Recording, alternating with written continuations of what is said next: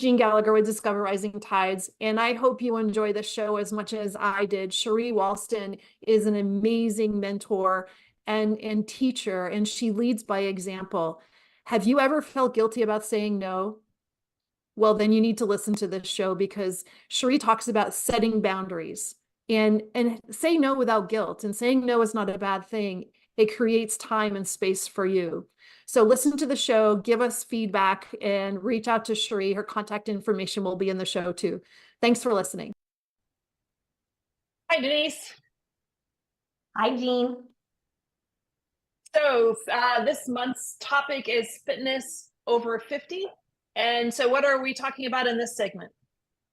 Today we are going to talk about flexibility and mobility.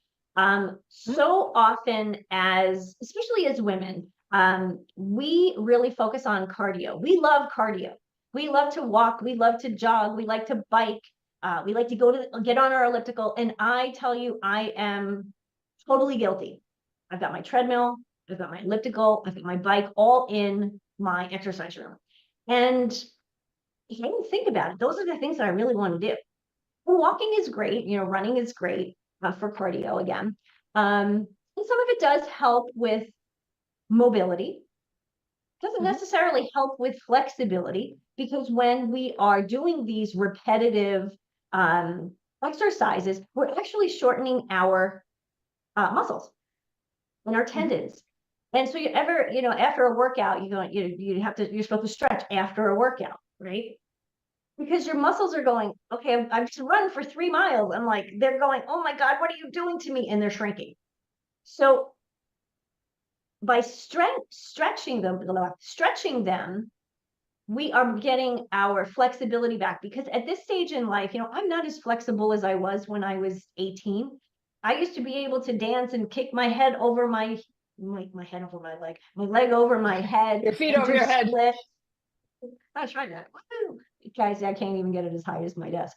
The challenge with the flexibility, if we're not flexible, or as we lose flexibility, we can't stand as straight as we used to. Bending becomes a challenge. We've talked about this before, like bending to tie your shoe or even put your shoe on. I'm going to throw my mom under the bus for a second. I spent 10 days with my mom, and she's 82, so I'm gonna cut her some slack. And she can't put her shoes on. She has to sit down, but she can't bend over. So she has this huge shoehorn that's about this long. Oh, yeah. And that's the only way she can get her shoes on. Now, I give her a lot of credit because she's still doing it. She's doing really great. Especially, at 82, a lot of people are starting to find themselves where they're not functioning, and they're just can't do the daily function. So by remaining flexible now, or working on that flexibility and that stability, because they come hand in hand, you will be able to continue the things that you want to do, the next year, the next 5 years, the next 30 years. And mobility, one of the things that I think is really interesting, I've seen a few times now on Instagram, is there's a guy who's standing, and he gets down on the floor and he stands back up. And I thought about that. What's the last time I got down on the floor and stood back up without leaning on a table or a chair? And I thought, can I do that? And I struggled. And so that mobility piece, like, the commercial, I've fallen and I can't get up. We don't want to find ourselves in that situation. So by doing these exercises, and I can provide you with a link to a bunch of different flexibility and mobility exercises. By doing them now, incorporating them into our daily routine, whether it's 5 minutes of stretching.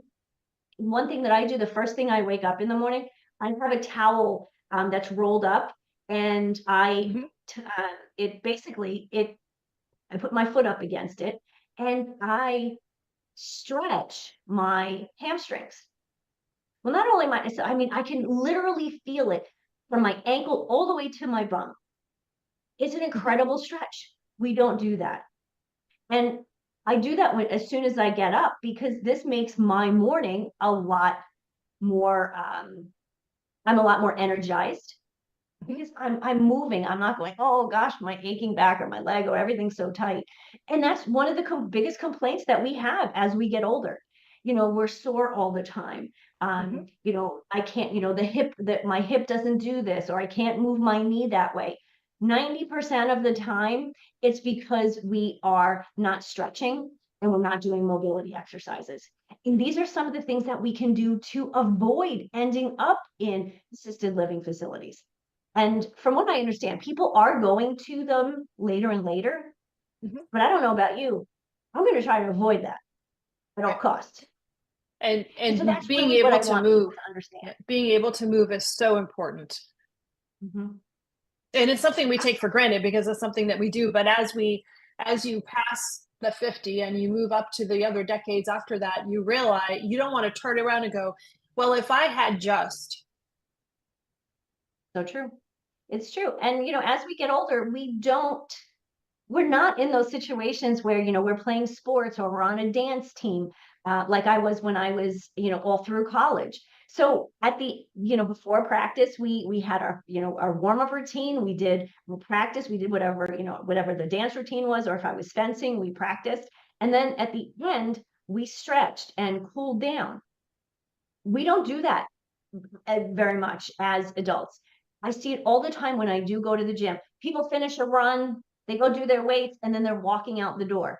Or they'll come in to the gym and they're gonna jump on the treadmill or get on the elliptical, and the first thing they do is they grab their leg and yank it and pull it behind them. And I think, oh my goodness, they're not even warmed up yet. Their poor muscles are, yes, they're tight, but you also have to make sure that they are warmed up before we are doing some of these stretching exercises. So I do want to make sure to mention that, because that is an important part of stretching and flexibility. Yeah, and it really covers. We've talked about a lot during these segments. We've talked about weight loss and bone density and metabolism and exercise and movement and the importance of muscle mass. And I think that the ability to move and stretch really rounds that out. So thank you very much for bringing that up, and as a great reminder to do that. Thank you. Hello, everyone. This is Jean Gallagher, Discover Rising Tides, and I want to just take a moment to talk about my friend, Denise Stegall. I am honored to call her as a friend, and I'm so grateful that she gives us her insight during our shows, each show, and talks about healthy living, eating real food. You hear Denise say, eat real food a lot. Well, she means it, and she knows what she's talking about. She is an amazing healthy living coach, curator at Living Healthy List. And if you ever have any questions about what is real food, why does it matter, how does that apply to me, how do I change, what do I need to do, how do I even create a healthy living shopping list, make sure that you call her. She is your healthy living coach, and you can find her at healthylivinglist.com. Hello and welcome back, and I'm excited to introduce our guest, Cherri Walston. Hi, Cherri. How are you?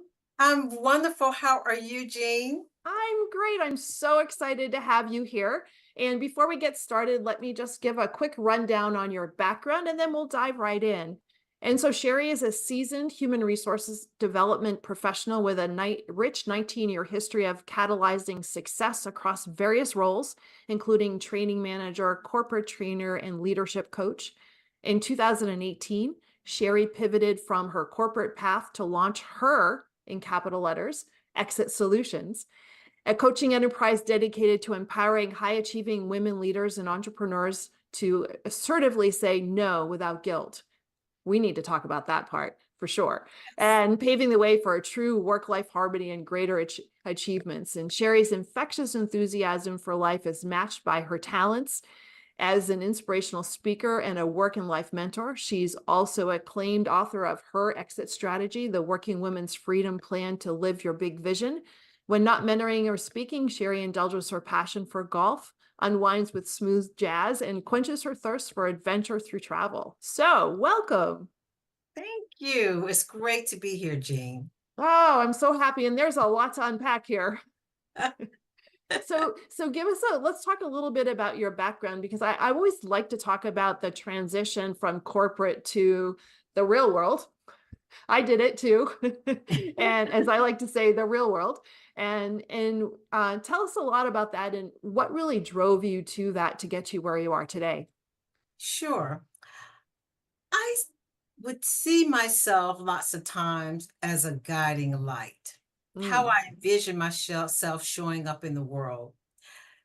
When you do some of these assessments sometimes, about your personality, what you're good at, and guiding light always seems to show up.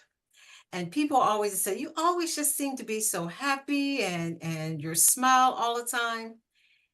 And I believe it was a divine intervention in my life where I am today. I've always had a passion for personal development, and I was always hungry to grow and to learn and then to figure out what is it that I really wanted to do in the world. I knew I wanted to show up, doing something impactful and great. And I always had this passion for helping women. But I got into my career because I love helping people grow and develop. And mm, I love helping people shift and reaching their goals. And so I decided to pursue a career in human resources development and training. And that's where it all began, being a trainer and also volunteering. And I found myself volunteering when I lost my job, just new in my career. And the company went through a transition. And I questioned, like, God, I thought I was on the right path. I thought this was my purpose. But what I realized, there was an extension of who I was, and I needed to discover that. And I mm, began volunteering in that transitional period at a women's resource center. And I found myself helping other women who were going through their own transition. And I became mm, a peer counselor while I was still working. I was still looking for a job. I was volunteering for this women's resource center. And that's where I discovered the power of coaching. mm, Didn't realize I was really doing that even as a trainer, but it really came alive for me. And that's how I got into coaching and got my certification. And the doors just opened up for me. And I just had this passion for helping women overcome their perceived limitations. mm, Because what I was dealing with in my own personal life was I was starting to lose some of my vision, mhm, and I kept that quiet. So I understood what it felt like to have this big vision, about a big vision for your life, but yet you're in this transitional period. You're trying to figure things out. You're trying to overcome your own perceived limitations. And mm, so here I am today. I worked in corporate training, leadership training. And then when I transitioned out of the corporate arena, I decided that I wanted to do this full time. And I wanted to be a work and a life mentor for high achieving women leaders and entrepreneurs, helping them to say no without guilt so mm, they can accomplish more and really find true work life harmony. I love that. And that's amazing. And so a couple of things before we go on, I want to just touch on. I love what you said about perceived limitations. How true is that? Oh my gosh. I We think all we do it. we all do it.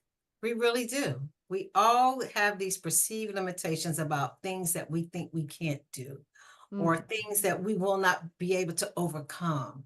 mm-hmm, Yeah. mm-hmm. And it's an interesting thing when, if you're emotionally, when you have been laid off, let go, whatever the term you want to use, no longer employed unexpectedly, emotionally, that really does set us back. And I think what really separates you from so many people is that you had the drive, or you already used the word hungry, you had that drive to do something rather than just sit around and wait for the new job to come around, and you really applied yourself. And I wonder if you got more out of your volunteering for yourself, right? Then I mean, I know you gave a lot to the people, but you must have really gathered so much for yourself, self-confidence, and just learning from others, right? Oh my goodness, Jean. It was like, it's so interesting because in that transitional period of dealing with the layoff, dealing with the visual impairment, and quite frankly, dealing with the unhealthy marriage. So I had like triple Mm, whammy. wow. And but I noticed when I went to volunteer at this women's resource center, I lost myself Mm, in my own worries and things that I was dealing with. I was so focused on the women and listening to their stories mm, and wanting to help. And it felt so good. I would leave this place and I come home and I felt so fulfilled and mm. excited about going the next day. I forgot about my own problems. No, woe is It was me. amazing. I Yeah. I loved it. And I said to myself, gosh, this is this is really what I love to do. Hmm. And so it really took me out of my own pain, focusing on how can I be of service? How can I help others move beyond their perceived limitations? I And think that, that's a, oh, sorry. No, that's just such an important message, is because so quite often we can be wallowing in our situation, and valid as it is, yeah, whether it could be a health situation or a job situation, or and valid that you feel that way. So I don't want to say that how you feel is not important and invalid, because it is true, but you're lifting yourself up by helping others. yes. I think I think that was an eye opener for me. It was an aha moment. And Mm, I was already experiencing that in the corporate arena as well. I felt so passionate about what I was doing when I would watch, I would say a leader who I was teaching them, I think mhm, it was called train the trainer skills. mhm, I was doing train the trainer back then. And I can remember having this leader who was so afraid and in their shell, like, I can't do this. I won't be able to train, my employees. And I watched how empathetic I was. I noticed how empathetic I was and listening and empowering her and mm, showing her what was possible and coaching her and mentoring her. And then to see how she flourished. mm. That was just, I mean, I was so excited about that. Just watching her grow and develop. And I love what I did. It wasn't work. So, Jean, I really felt like that's what I was called to do. I felt it in my body and just when I showed up. Mhm. Yeah. And I love that you found it when you least expected it. Yes. That's really important. That's when you know it's true and it's not something that you've envisioned or made up. It is Mm. truly in your soul. Yes. Mhm. Yes. And And so oh, go ahead. I was just going to say, I realized even in my own pain, dealing with the visual impairment, that I Mm. looked at it, Jean, as a gift. How How so? can how can I use this? Okay, there has to be something good to come from this. Mm. So what can I do with it? And again, that is to show others how to overcome your obstacles and your challenges. How hard was it for you to come to that understanding? My faith helped me. Mhm. So I for me, personal development, reading a lot. I read a lot of personal development books, and I could see myself in some of those stories. And I realized this was something that I needed to do for myself. Mhm. And I challenged myself. I said, I'm Mm. not going to let this hold me back and take over my life. I'm going to do something with it. I'm going to show others what's possible. Was I scared? Heck yeah. But I would say I learned how to walk courageously. I had fear, but I stepped out in courage. And that becomes that wanting, you use the word service. And for me, that word service is really very important because it demonstrates that you're there for someone else versus there for your own benefit. Yes, perfectly said. And I think that's what, for me, that's where the reward came. Mm-hmm. Mm-hmm. And so as you've transitioned into the extension of yourself or your new self, and you talk about permission for saying no without guilt, how did that come about as a realization or a practice? That was a hard lesson. And I had to learn that I watched myself, when I was growing up and wanted to be a people pleaser, wanted to be liked. So I had, I would always say yes to doing things that I really don't want to, I don't want to do. Mhm. And that's just to be liked, to be Mm. accepted. And so I realized that when I was doing those things, that it really wasn't serving who I was and what I was here to do. Mm. And as I began to really grow in my career and having my business on the side, my coaching business. Sometimes I would take on projects or people ask me to do something and come and speak. I said, oh, yes, that sounds wonderful. But then I realized it was really taking me further away from what I was really here to do, what my goals were. But I was afraid to say no. What if I say no? Will they like me? Mm. Will they accept me? And I had to learn how to be more in alignment with Cherri and what Cherri's vision and her goals were. And to be okay, I'm saying no so that I can say yes to my time, my energy, and yes to the things that really mattered to me. And so when I began to practice that saying no and not feeling bad about it and not really having to over explain, Mhm. but maybe be transparent. This is why I'm not going to be able to do this. I have a lot either on my plate or it's not in alignment with my goals at this time. So it became easier to say no. And now I don't feel bad. No, I won't be able to do it. And I'm okay with it. This is hard. Very. That's all I'm going to say. This I is really have to hard. say no to my mother. Let me tell you, my mother, she likes to, I don't want to call her a hoarder, but she loves nice things. And sometimes she wants to pack things in my garage. Okay. So that was really hard to tell my mother no more. And I had to set boundaries. And it didn't go over well.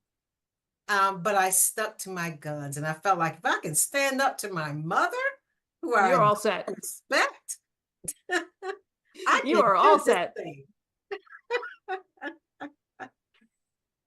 Yeah. Part of that ability to say no, does it come from you said knowing what you're here to do.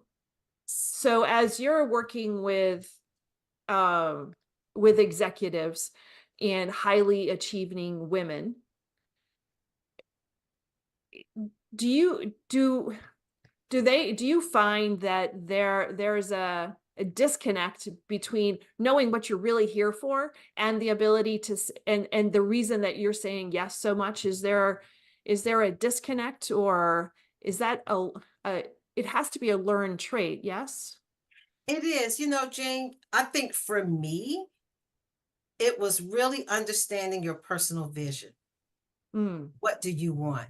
That was really key. That was the aha moment for me when I had a personal vision for my life, and I aligned that personal vision with the career, the job choices. And I realized being in alignment, aligning my career choices along with my personal vision, it made it easier. Mm. I became very clear why I'm here. And even when sometimes, in corporate America, it could get crazy, and some days I'm like, oh my God, why am I here? But I go back to my personal vision. This is what I was here to do. This is why this is the kind of impact that I want to make. So when I'm very clear about that, then I can align everything that I did in my workspace Mhm. with I my love the fact that you're having these conversations, because there's a definite delineation between your corporate life and your personal life, right? And never the twain will meet. And what you're saying is that your personal vision actually, or you're teaching people that their personal vision encroaches to their corporate life in order to empower them. Mm. Yes. Yes. That's powerful. Mm. We should all sit with that for a few minutes. Uh, and so let's talk about boundaries. I don't understand them. Okay, so this is my one-on-one coaching session. Forget the podcast. Or I don't understand. I boundaries are very difficult for me. Mm-hmm. Do you find that that's normal for people that that it's, I don't know where they are. Very, very normal. And I think because there's so many reasons, common reasons why I think boundaries are difficult for people, and they feel guilty, about, maybe not setting boundaries, or they don't know how. And I think one of the things is fear of disappointing Mm. others. I think that's a big one. Disappointing others. Oh, I don't want to disappoint them. I don't want to make them feel bad. And another would be perfectionism as well. I think when we say no to something, we feel like that we are failures. We're failing in some kind of way. We're not holding ourselves to our own high standards, if you will. Another, I think, boundaries too. I think social expectations, and especially for women, we're known to be nurturers and caregivers, and so we're expected to do all these things, hold all these balls in the air, and be superwoman, so to speak. And so maybe we saw our mothers doing that, family member or something like that, holding all the balls in the air. So I think there's lots of different things. And even in the corporate space, the workspace, where if we say no, how would that look? What will people say? What will people think if I say no? Especially as a female. Yeah, especially as a female. Oh, she's being difficult. Now she becomes labeled. She's uncooperative, so to speak. Yeah. And a male in that similar situation saying no would say, well, he's doing what he's supposed to be doing. Exactly. So I think there's so many different factors, and even our self-worth sometimes, and our values are tied into to always being there for other people, doing things for other people, and really not taking care of ourselves. Mm-hmm. Mm. That's interesting. Yeah, that self-care piece is really very important. And so I say that I'm not good with boundaries. However, this year, well, the end of last year, so it's not a New Year's resolution because I'm not a fan. By February, the New Year's resolutions are out the door, and we just need to just make some guidelines. And so Yeah. the end of last year, I made a decision that my workday wouldn't start until 10 a.m. because, and that, so now I'm learning that I set a boundary, right? And because I have specific things that are going to happen personally prior to 10 a.m. And no matter what, that has to be there's always an exception, but that has to be the rule. And then if it doesn't happen, it is an exception. And Yes. it felt good. When I first decided it, I'm like, well, but if something comes up, I'll just do the work thing. But once I started enforcing is a rough word, a powerful word, but I started enforcing this calendar and this schedule and this time, I feel like I should have done it a long time ago. Mm. That's interesting. What you just said, I should have done it a long time ago. Instead of maybe celebrating, you did it, Jean. Now there you go. Yes, you're good point. Good point. You did it. Let me rephrase that. I'm glad I made the decision and I put it into place. Thank you. Yes, there you go. There you go. Say it with empowerment. Yeah. And I celebrate you with that, because that can be hard. And I think that's a challenge for a lot of high achieving women, that we aren't setting those type of boundaries, our work schedule. So now you find yourself, you're staying late on the job, or you're coming in early, and are you taking calls after hours, emails, you're still working. You haven't set those boundaries. And so now you're burned out, you're worn out, and you're overwhelmed.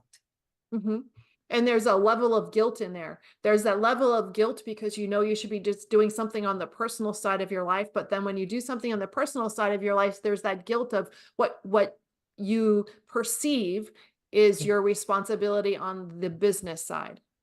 Exactly.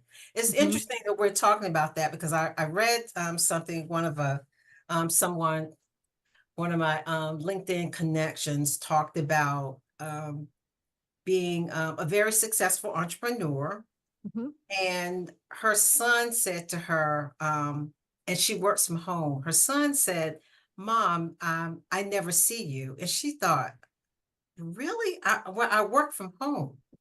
She said, "I'm here." He said, your laptop is always open and you're always on the phone. Oh, wow. Wow. And that was an eye opener for her. And so she made a huge shift. Wow. And so as you're talking with women in your coaching sessions, what are some of the common themes that they're trying or learning how to overcome? Saying no. That's a huge one. What I see common is not really taking care of their own needs, following up on their own goals and their visions. Everybody is calling them to do this and to do that. And they just, for some reason, I think what it is, and what I'm learning is, as women, we love to help and support. And that could be a curse and a blessing too. And so this particular, client that I'm working with, everybody is pulling on her, and she feels the need to help. And she said, "Well, I love helping everybody. But what's happening is everybody knows that she loves and she's going to do it." and she doesn't know how to say no. But we've been working on that. And she's like, you'd be so proud of me. I said no Mm. about certain things. She said, I understand now the power of that. And now she's having more time and energy to put into her business more and Mm. also do some more fun things. But before, she was doing everything for family members, doing their financial things for them, all these different things that people could be doing for themselves. But because you say yes, and you're the only, and you seem to be the only one who will do it, people just keep coming to you. You know, something that you've said through this conversation is kind of like an aha moment for me. And so I want to thank you first, but that you've used the term, you know, the words personal vision a few times, and I never connected until now the how your personal vision is should be connected to your ability to say no without guilt, which also leads towards self-care, and Yes. how connected in this circle these three things are for people. And I think that this is a really, well, for me, it's a really great takeaway. Wonderful. Mm. Yeah. I think that really, it has helped me make some healthy choices Hmm. around what I do. It has helped me to do more of the things that I enjoy doing. Hmm. It has helped with my emotional and mental wellness. Mm. And that's really important for me. So how do you take care of yourself as you to show up for show up as your genuine self helping others? How does Cherie take care of herself? Well, I teach this when I was doing a self-care intensive challenge for high achieving women. Finding your peace spot. Mm.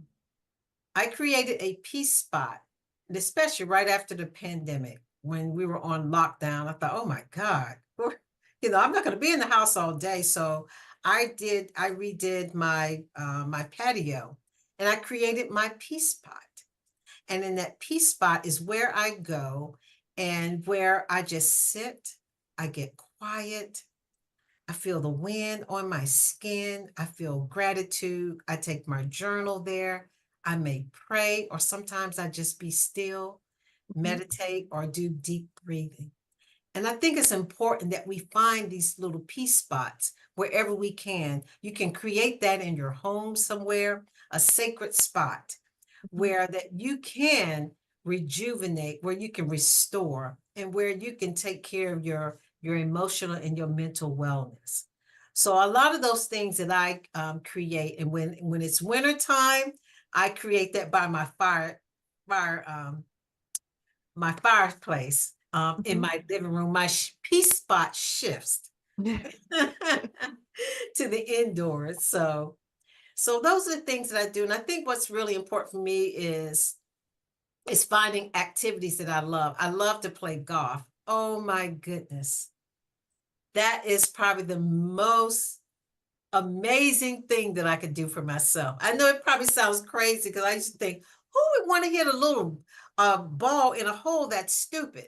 And when I learned how to play, I thought, oh my God, I get it. What does it do for you? It's, interesting. Thank you for asking.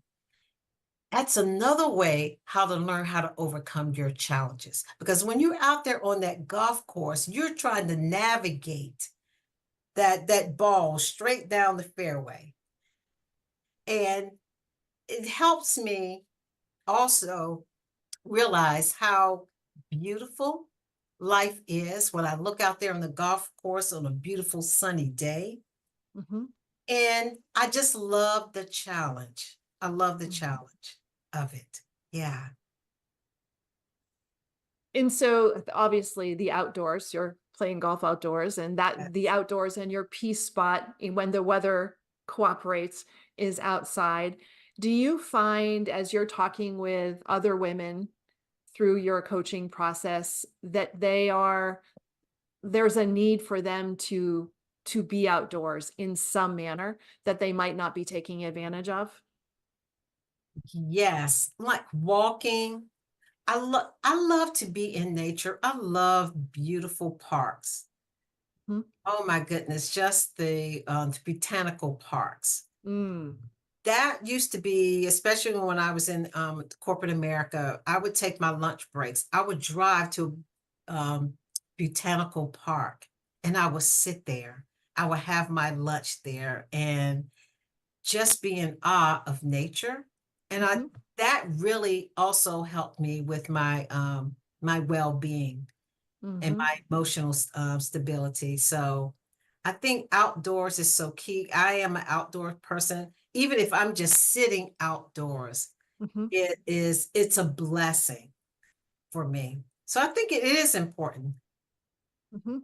to be Yeah. outdoors. And there's different levels of, we talk about this a lot, but there's so many different levels of being outdoors. And I think one part that you brought up that doesn't happen as often as we would think is the just being. Yeah. Be especially because we're so driven by our electronics, and this is probably just me confessing something. But I know there's other people that feel this way. It's almost very difficult to sit still outside and not be attached to your phone in some way, to That's just true. be. That can be a challenge. I know sometimes I will take my phone outdoors with me, but Mhm, I will put it on silent or mute. mhm, So when I know there's certain time if I want to spend an hour of maybe doing nothing or I may read, I won't answer my phone. And most of mm, the times I will let, especially my mother, because she's 87 years old. So I was, mhm, I may let her know, Mom, this is my time that I'm going to be doing. So I will not be available. mhm. And so here's this personal vision and the permission to say no without guilt is here in this moment where you've decided that you're going to sit outside and read your book or be quiet, and if somebody calls you, you're saying no to the phone call without guilt because it fits within your personal vision and your need for self-care at the time. See, I'm so Yeah. glad we talked. This is amazing. Yeah. It is because I can recall my mom. She's retired now, but my mom was an entrepreneur for about Mhm, 40 years. So I watched my mom growing up, not really taking breaks, just a hard worker. mhm, Didn't I don't recall her even going on vacation or doing something nice for herself or going to the spa. That just wasn't her. She was passionate about her work, what she loved. And so she poured herself into that. So sometimes I can remember she would frown on me, "What, you taking vacation? You guys always going somewhere." It was always kind of like a little dig, if you will, mhm, about something if I'm relaxing. And I'm thinking to myself, this is I don't want to live my life where I'm always working and I'm not taking care of myself. mm, And sometimes we would go on vacation.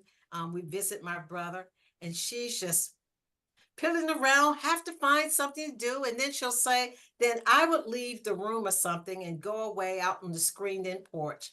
And I'll sit there in quiet contemplation.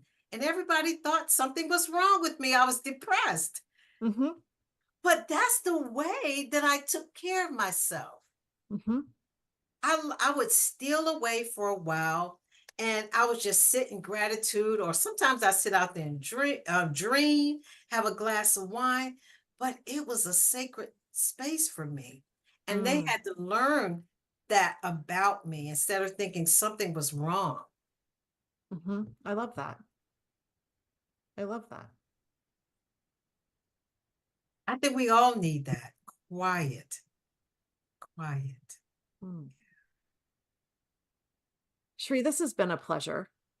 I've learned so much, and it's been such a wonderful conversation. I want to thank you immensely for being here with us today. Oh, it's been fun. The time went by so I fast. know. Oh my gosh. I had a great time. Thank you. And so where can people find you, and where can they find you? What are your typical, I know we've talked about high achieving women, but Yeah. what are your typical client base, and what are some triggers that they might be thinking that says, oh, I really should be talking with Cherri? Sure. Some of the triggers are when you find yourself overwhelmed, or you feel burnt out, or you just feel like this emptiness that you're not really living to your full potential. Mhm. And maybe, what is my vision for what I want right now in this season in my life? It has to be more than this. Mm. And they have this deep desire and yearning for something. So Mhm. I have this free guide. It's called Mastering the Art of Saying No Without Guilt, and it's for high achieving women leaders. So Mm. that's a free guide that they can get from my website, cherriwalston.com, Mhm. altogether, cherriwalston.com.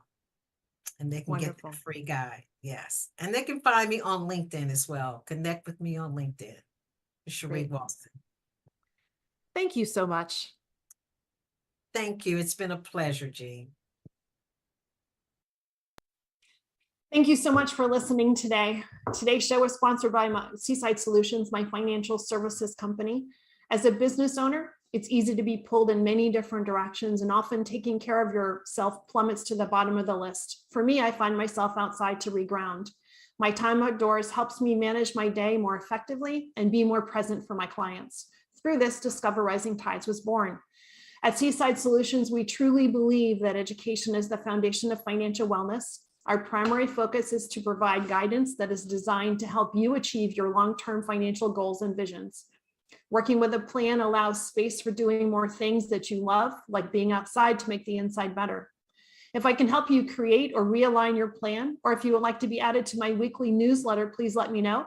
This week's topic was 5 ways to set more achievable goals. Your referral means the big, beautiful world to me, and if I can help, please let me know. And thank you so much for listening, and see you next time.